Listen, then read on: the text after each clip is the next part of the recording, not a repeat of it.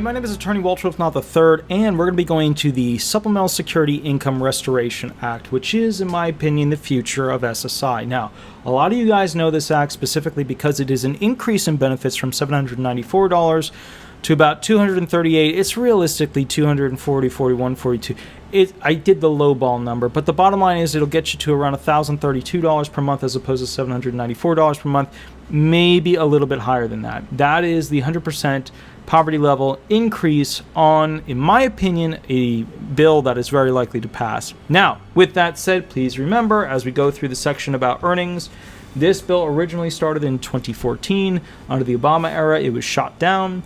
Went through the Trump era, was shot down. We are now in the Biden era. I think Biden will actually pass it this time. Let's go through specifically what comes from the Mr. Brown, U.S. Senator site.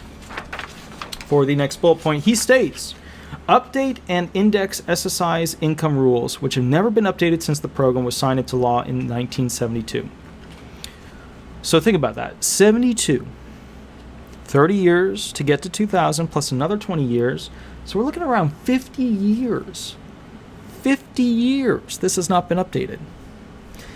Update the index's SSI income rule. These reforms will allow individuals to earn up to $399 a month from working and up to $123 a month in assistance from other sources, including Social Security, veterans benefits, and pension payments without being subject to a benefit reduction.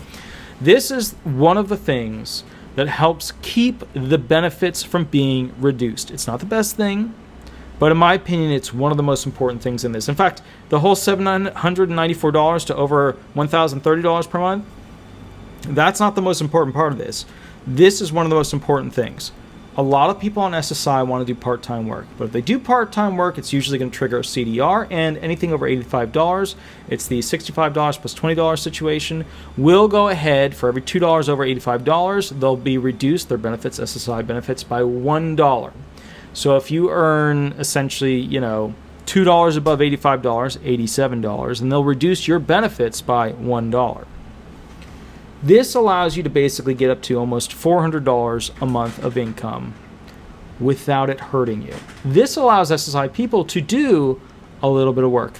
This is smart because it bridges the gap between not really being able to work at all, just a little bit, with the income above $85, every $2, they reduce by $1.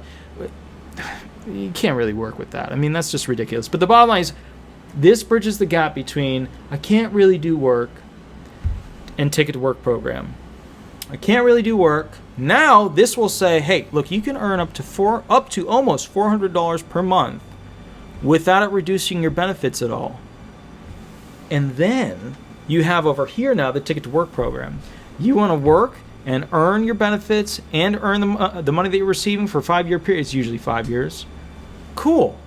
Ticket to Work program. This is like the missing link in the carrot programs. This is the helps lead people to be able to want to do a Ticket to Work program. Because remember, you get 9 months of trial work period, which means they don't take away your benefits and you get to keep your money during those 9 months where you're doing a trial work period. So 9 months of trial work period, you're allowed to earn up to $400, almost $400, $399 per month. And then boom, if you're doing really great, you can go on to the Ticket to Work program. This is a good timeline effect of allowing people to try and get off of SSI by being a part of society, working, earning, having money, feeling good, okay? Because when you have money, you feel good.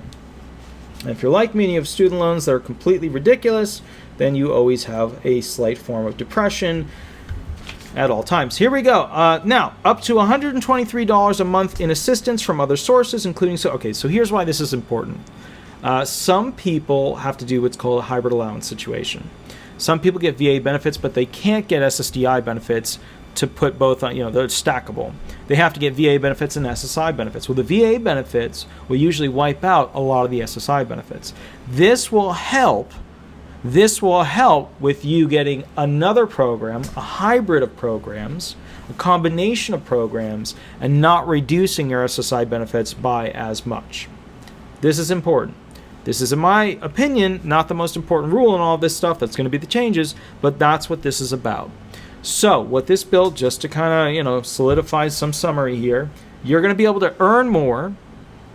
You're going to be able to get more from SSI when you have other programs paying you per month. And frankly, it's going to give SSI people a better shot at having a better life. Should we punish disabled people for being disabled by forcing them into poverty? And then some people would argue, we're not forcing them. They don't have to take the money. Then what are they going to do? The whole point of disability benefits is it comes down to your inability to actually work. If they can't work, they can't. If they cannot work, they cannot earn money. If they cannot earn money, they cannot pay for themselves. Are we as a civilization, specifically as Americans, okay with the idea that our two classes of individuals that are the most fragile, elderly, disabled, right, and poor, right? The elderly poor and the disabled poor. The poor elderly and the poor disabled. However you want to word it, that's it. That's the most fragile class of individuals. Other than, all right, maybe other than a newborn child. Maybe you got me there. Oh, maybe a disabled newborn child. But other than, well, then we go on SSI. Well, okay. But bottom line is, I mean, think about it. Highly, highly, highly, highly fragile classes of individuals.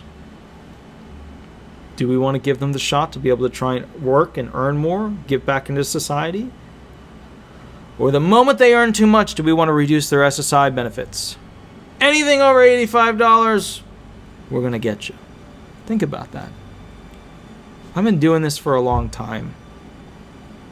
A couple of years ago, something happened where I learned enough of the law. And there's always more to learn. There's so much more that I need to learn, too. And memorize, too. A lot of it's, you got to memorize it, and then 3 or 4 years later, the highways all come together, and you realize a better way to do it. This is one of the easy ones. This is not one of the complex fixes. This is actually one of the simple, stupid fixes that we should have done, frankly, in the 80s. But we didn't. Who do we blame? This came out during the Obama era, came out during the Trump era, came out during the Biden era. We expect this to pass. We want this to pass. My name is Attorney Walter Ruthmont III. I'm with Disability Resolution PA. This is a very, very, very good bill, and I hope it becomes law. All right? My name is Attorney Walter Ruthmont. Oh, Jaggy, the best friend of Sweetie and Shadow, my sister's dog, just got here. I'll catch you guys a little bit later. They're going to go bitch their little heads off because they love seeing him, but he's a giant greyhound, literally a giant greyhound. Either way, I'll catch you guys a little bit later. We'll go from there. Thanks so much.